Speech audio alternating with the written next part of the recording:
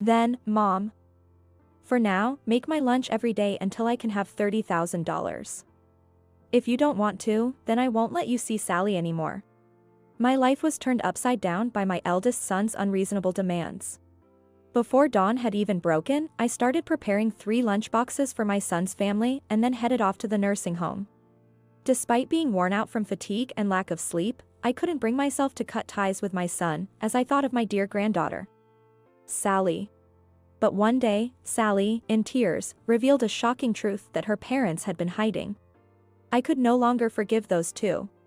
Reaching my limit, I decided to fight back. My name is Helen. I'm 72 years old. I lost my husband last year and now I live alone in the house. My husband, who was the same age as me, developed dementia in his later years. I took care of him at home for a while, but in his final year, he was taken care of in a nursing home. Thanks to that, I still have ties with the nursing home even after my husband passed away. The staff there were very kind to me when I was overwhelmed by caregiving. Thanks to them, my husband was able to spend his last year in peace. The facility was always busy due to staff shortages. After he passed, I consulted with the staff and decided to help out a little. I've always been good at cooking and baking, so on the days I went to the facility, I would bring homemade lunches and desserts as gifts for the staff. Then one day, as I was doing housework on a holiday, my eldest son's family suddenly visited. I was surprised by the sudden visit, but I served them tea. Mom, it's been a while. Sorry for dropping in like this. We've got some issues and decided to move here. My son, Ethan said, reaching for the cookies on the table. He looked somewhat tired. Natalie, my son's wife, hardly spoke since arriving, constantly fiddling with her cell phone. A sudden move. Had there been some trouble? A flicker of unease crossed my mind, but I smiled at my granddaughter, Sally. Sal. You've grown up so much. Have you been well? It must have been about 5 years since I last saw my son's family. Ever since my husband developed dementia, I was too busy with his care to spare any time or emotional energy. I hadn't been able to pay much attention to my dear granddaughter, Sally, since the caregiving started. Grandma, it's been a long time. I've been good. You know, I'm already in my 3rd year of middle school. Oh my, time flies. So you're a student preparing for exams this year. You have to work hard. I smiled at her, but her face clouded over for a moment. I wondered, considering it's such an important time for exams, was it really okay for them to move? Just then, a cat's meow came from the kitchen. Sally, delighted, exclaimed, "A cat," and ran towards the kitchen. Mom, since when did you have a cat? No, that kitty just comes to visit occasionally. I always leave the back door ajar for it. Huh? That's a bit unsafe, isn't it? Ethan was staring intently towards the kitchen. Natalie didn't even lift her face from her cell phone. While Sally was away, I asked Ethan and Natalie in detail about why they moved. Their explanation was hesitant, but in summary, they had financial troubles due to a failed business and moved in a hurry to cut down on expenses like rent. I then asked about his job. Job? Well, it's so-so. There have been various things, and I've been feeling unwell. The doctor told me to rest for a while. But more importantly, Mom, I have a favor to ask. He asked to borrow money from me. He explained that the business failure and the move had led to large expenses, and he had almost no cash left. He needed about $5,000 for immediate living expenses. Honestly, I was shocked. Even though he was my eldest son, I was hesitant to lend such a large amount of money. And I wondered if this couple was really thinking about their future. But no matter how much I asked, they insisted, just lend us the money. Reluctantly, I took out $5,000 from my savings and handed it to him. He smirked as he received the money and quickly put it in his pocket. Well, I'll do what I can to help, for Sal's sake. So make sure you do your best. Thanks, Mom. We're heading back now, but we'll be depending on you more often, so keep the meals ready. After saying that, he called Sally, who was petting the cat in the kitchen, and the 3 of them left. While cleaning up the dishes, I felt a sense of foreboding about what was to come. Mom, it's me. I'll be coming over tonight, so have the bath and dinner ready. And the money you gave me is gone, so I'll need a bit more. See you. Ethan hung up without waiting for my reply. I sighed and placed my phone on the table. It's been half a month since my eldest son's family began imposing on me. Since then, Ethan had been coming almost daily for meals and money. Initially, I prepared special meals and lent him thousands of dollars, especially when Sally visited on weekends, but I had reached my limit. Ethan claimed he couldn't work due to doctor's orders, but he seemed perfectly healthy. And I couldn't understand why he was quickly spending all the money I lent him. I finally lost my patience and sternly spoke to him and his wife when they visited that evening. I told them I didn't want them to come so frequently and to stop asking for meals and money. What? You said you'd help, Mom. Were you lying? As expected, Ethan reacted angrily. Natalie silently ate the meal I prepared while playing with her cell phone.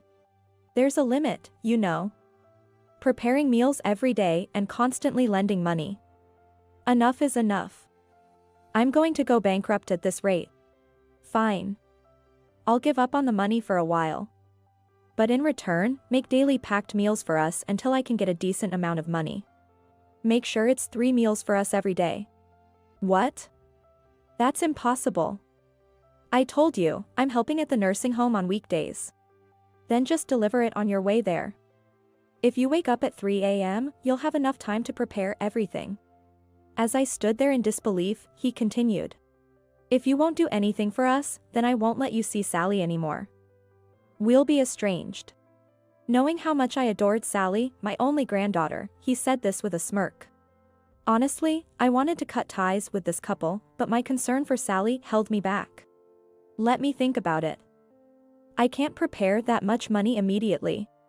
Then, for now, gather about $30,000. Until you gather it, I expect daily packed meals.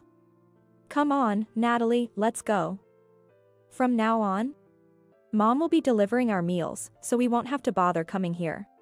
Then, my life was completely transformed. I woke up before dawn to prepare packed meals for my son's family and then headed to the nursing home. Despite being exhausted and sleep-deprived, I couldn't decide to cut ties with my son, as I was concerned about Sally. Perhaps this hectic life continued for about a month. Then one weekend, Sally came alone, unusually. I greeted her with a smile, but her expression was somber. I wasn't supposed to come here anymore, according to Dad. As she petted the cat lying in the kitchen, she said quietly, Dad and Mom make you prepare packed meals every day, then they just laze around at home and do nothing. I'm so sorry. Sal, you don't have to apologize. Well, I am a bit worried about those too. But how's your new school? Are you managing to keep up with your studies? I tried to change the topic cheerfully, but she just silently cried. I was surprised by this sudden outburst and comforted her by rubbing her back, but she eventually started to sob loudly. I didn't understand why, but I patiently waited until she calmed down. Eventually, Sally stopped crying and revealed an unbelievable truth. Since moving here, she hadn't been attending middle school. Not only that, but Ethan had forced her to work part-time jobs by lying about her age. She was juggling several jobs from morning till evening every weekday, and all the money she earned went straight into Ethan's pocket. Moreover, he had taken away her cell phone when they moved. One day, he suddenly said, "We're moving," and forced her into a truck without allowing her to say goodbye to her friends or teachers. He had fiercely sworn her to secrecy about this to me, her grandmother. I was stunned and at a loss for words as Sally tearfully recounted these shocking facts. It was almost like a midnight escape. What on earth had happened to my eldest son and his wife? So that's what happened. Sal, you've been going through a lot. I'm sorry I didn't realize it sooner. But thank you for telling me. No, I'm sorry. I made you worry. Yesterday, I overheard Dad and Mom talking about taking Grandma's land deeds secretly and planning to put you in a nursing home pretending you've gone senile. I couldn't stand it anymore. I hugged her as she started to cry again. I could no longer forgive my son, even though he is my own flesh and blood. I had been tolerating this for the sake of my dear Sally, but I had reached my limit. He is a grown adult and a parent. He must be held responsible for his actions. I silently made up my mind. Sal, don't worry about anything. Just leave everything to me. By the way, which school are you planning to take the entrance exam for? I smiled at her encouragingly. Her eyes, red from crying, softened a bit. I want to go to White Feather Ridge Academy. With everything going on and no money, I might not even be able to take the exams. Oh, White Feather Ridge. I know it, it's a culinary and pastry school, right? The founder was a classmate of your grandpa and me. It's a great school. Really? That's amazing. I love the food you make, Grandma. I want to make people happy with my cooking, just like you. Sally then shared her dream with me. Despite the difficult circumstances, she hadn't given up on her dream and was steadily studying. I encouraged her to continue her studies and made her promise to do so. After seeing her off, I immediately sprang into action. First, I decided to thoroughly investigate my son and his wife and hired a private detective. A week later, I received the investigation results, pondered for a while, and then made several calls. Once everything was ready, I called Ethan. I told him I had gathered a considerable amount of money and wanted to hand it over in person. I insisted that both Natalie and Sally come along, thinking he would finally receive a substantial amount of money. He happily agreed to my conditions and we decided to meet at a cafe over the weekend. Sitting at a window-side table in the cafe, I was checking my phone when Ethan's family arrived. I placed my phone on the table and exchanged greetings. Hey, give me that money now. Do you want to be cut off from us? Ethan immediately reached for the tea envelope in my hand. The envelope was stuffed full and bulging. I pulled the envelope towards myself and held it firmly. If you wish, I'm fine with cutting ties. But before that, there are some things I need to confirm with you two today. I'll give this to you after that. I first pointed out to my son and his wife that they hadn't been sending Sally to middle school since moving, and furthermore, had illegally forced her to work part-time. They tried to evade the issue, but perhaps eager for the money, they admitted the truth. We had no choice because we were out of money. If we get the money, we'll stop making her work and send her back to school. That sounded suspicious.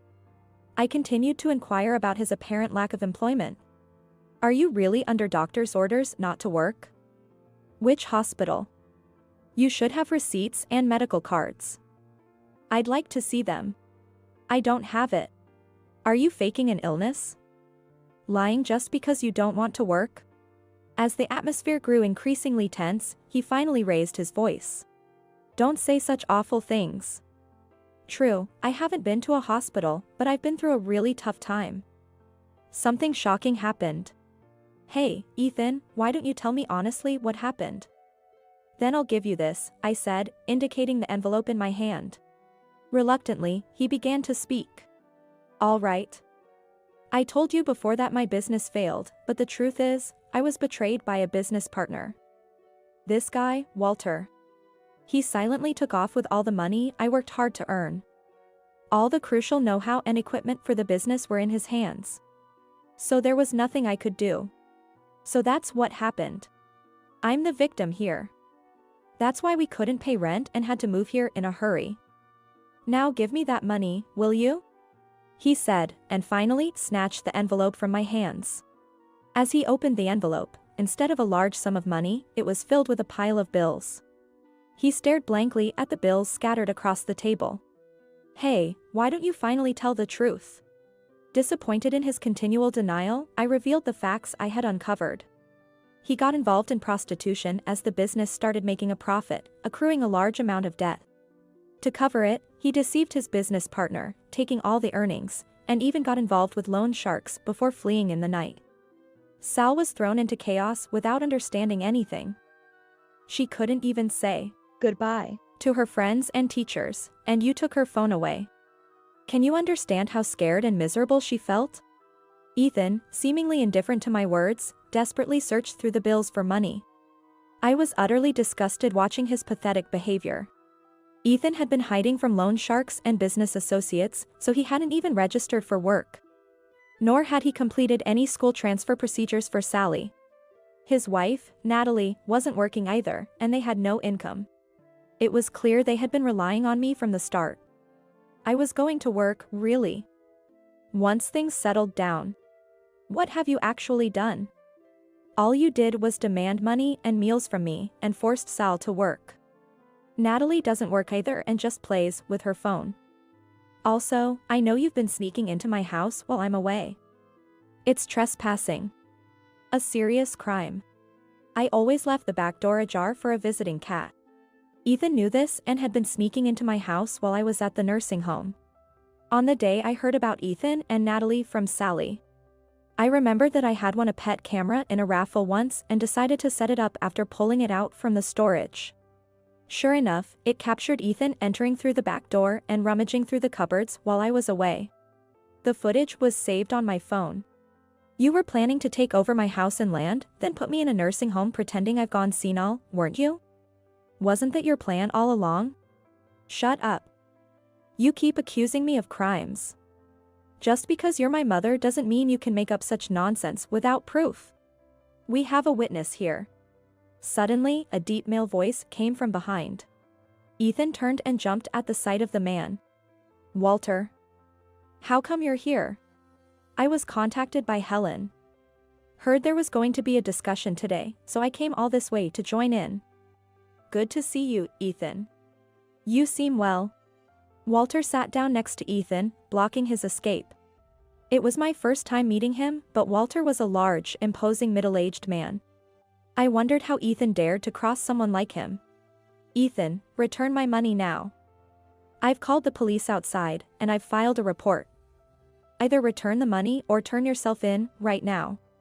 As Walter said this, Ethan frantically looked towards the window. A police car had parked right in front of the store, and an officer was standing there. He was pressing the phone to his ear, looking in our direction. Ethan's eyes widened in disbelief, and he involuntarily stepped back while still seated. Wait.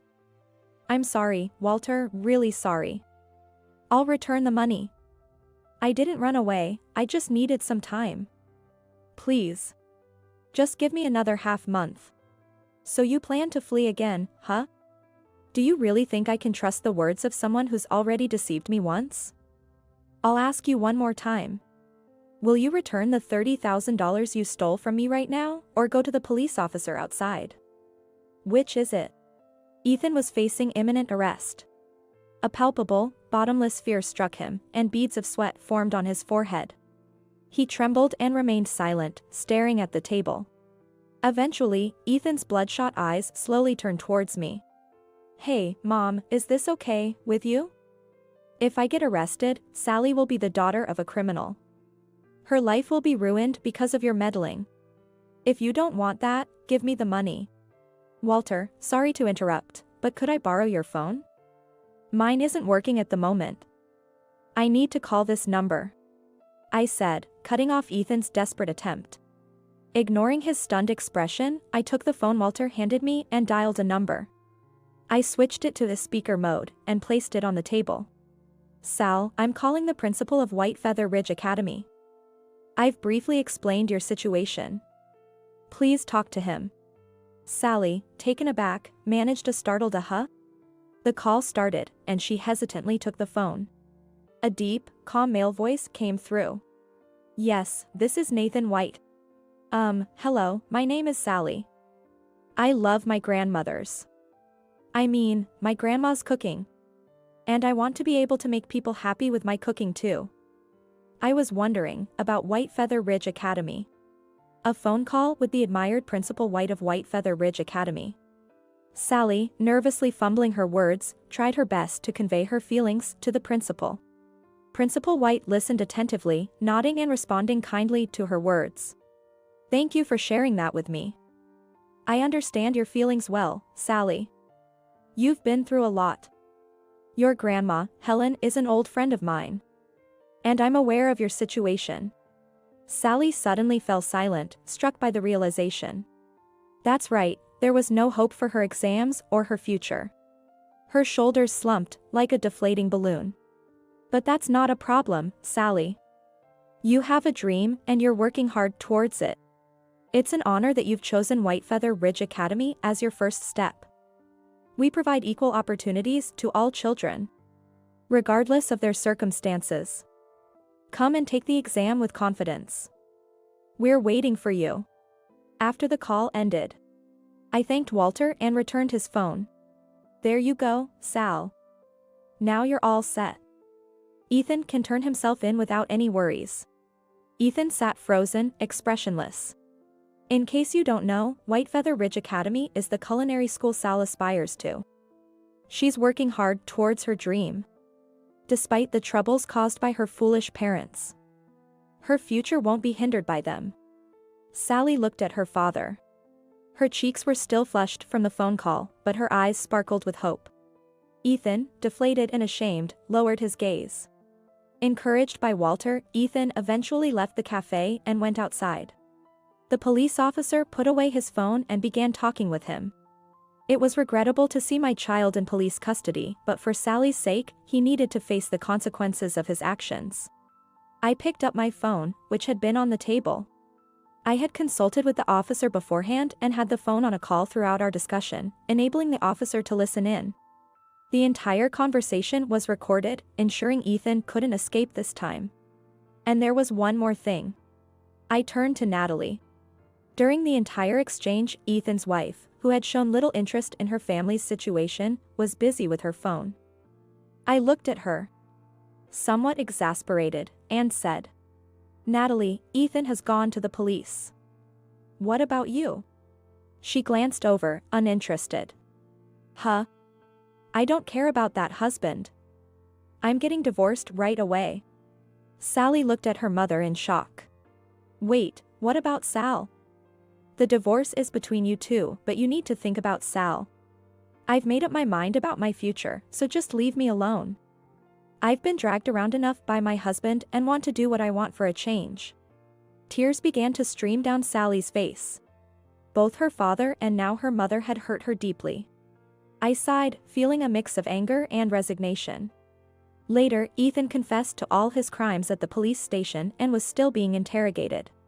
He had accrued a debt of $50,000 from prostitution, stolen $30,000 from his former business partner Walter, and borrowed $20,000 from loan sharks. The total amount he had extracted from me was around $20,000. Naturally, both Walter and I intended to claim every penny back. As much as it pains me to see my own child in this state, I hope Ethan takes this opportunity to reflect deeply and make amends for his actions.